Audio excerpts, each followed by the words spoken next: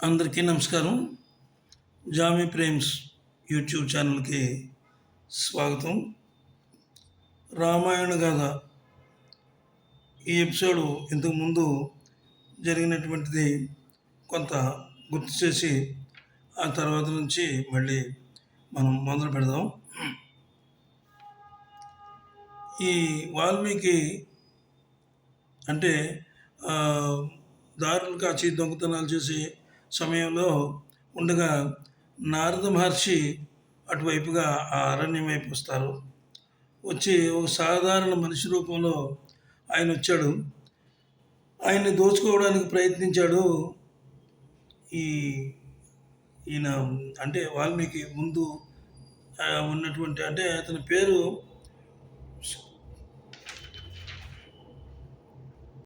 అంటే సాధారణంగా ఆయన పేరు చెప్పడానికి ఆయనకి 3 పేర్లు ఉన్నాయి.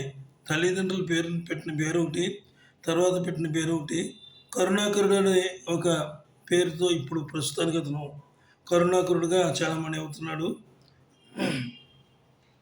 నారద మహర్షిని చూడగానే అతను ఆపి నీ దగ్గర డబ్బే ఉంది తీసిమ్మంటే నారద మహర్షి ఏమన్నాడంటే తన దగ్గర వీణ, కాషాయ వస్త్రాలు, రుద్రాక్షలు, ఈ రుద్రాక్షలు నువ్వేం చేసుకుంటావు, అవి మాత్రం ఉన్నాయి, నీకెందుకు పనికిరావు, నన్ను వెళ్ళని అన్నాడు. అదంతా నాకు అనవసరం, ఏమీ లేకుండా ఎలా ప్రయాణం చేస్తున్నావు, నీ దగ్గర డబ్బు ఉండే ఉంటుంది, అది ఏ బొడ్డులోనో పెట్టుకుని ఉంటావు, బయటకు తీస్తావా చంపమంటావా అని రకంగా అనడంతో అప్పుడు ఆయన అన్నాడు, చూడు నాయన, బాటసారులను దోచుకోవడం, వాళ్ళ దగ్గర ఏమీ లేకపోతే చంపడం ఇదంతా మహాపాపం. ఇన్ని పాపాలు చేస్తున్నావు కదా, ఇవన్నీ నువ్వు ఎందుకు చేస్తున్నావు అని అడిగేటప్పటికి ఇదంతా నేను నా సంసారాన్ని, నా భార్య బిడ్డల్ని పోషించుకోవడం కోసం చేస్తున్నాను, నాకు తెలిసినట్టు దారి ఇదే, ఇది అంచేత నాకు నేనేమి చేయలేను, ఇదే నేను చేసే పని అంటాడు. ఇప్పుడు అయితే ఒక పని చేయి, నువ్వు ఇన్ని పాపాలు చేస్తున్నావు కదా, నీకు ధర్మం న్యాయం అనేది తెలియదు, పాపం పుణ్యం అనేది తెలియదు, క్రౌర్యం తప్ప నీకు ఇంకేం తెలియదు, దుర్మార్గం తప్ప నీకేం తెలియదు. కాబట్టి ఓ బోయవాడ, నీవు చేసే ఈ ఘోరమైన పాపాల్లో నీ కుటుంబ సభ్యులు ఎవరైనా భాగం పంచుకుంటారేమో వెళ్ళి అడుగు, నీ వెంట నేను కూడా వస్తాను రమ్మని అతనితో పాటుకు ఆ వ్యక్తి కూడా ఇంటికి వెళ్ళాడు. ఆయన ఇంకా నారద మహర్షి రూపంలోకి రాలేదు.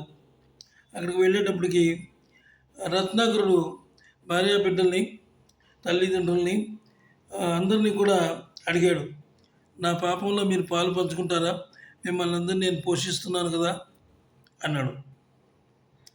వాళ్ళు అన్న వెంటనే వాళ్ళు ఏం చేశారంటే, మీ పాపాలతో మాకు సంబంధం లేదు, పుణ్యమే చేస్తావో పాపమే చేస్తావో మాకు తెలియదు, నువ్వు మమ్మల్ని, ఇది నీ కుటుంబం కాబట్టి నువ్వు మమ్మల్ని పోషించడం కాబట్టి, పోషించే బాధ్యత నీకు ఉంది కాబట్టి నువ్వు తెస్తున్నావు, మేము తింటున్నావు, అది ఏ బాధో ఏమిటో ఎలాంటిదో మాకు తెలియదు అని అనేటప్పటికీ అప్పుడు ఆ రత్నాకరుడు ఆయన అంటే అప్పుడు నారద మహర్షి తన రూపం చూపించాడు. ఆయన కాళ్ళ మీద పడి, స్వామి నాకు ఏదైనా తరుణోపాయం చూపించండి, ఇక ఈ జన్మొద్దు, నాకు ఈ పాపాలు నేను భరించలేను అనే రకంగా ఆయన అన్నాడు అనమాట అప్పుడు రత్నాకరుడు.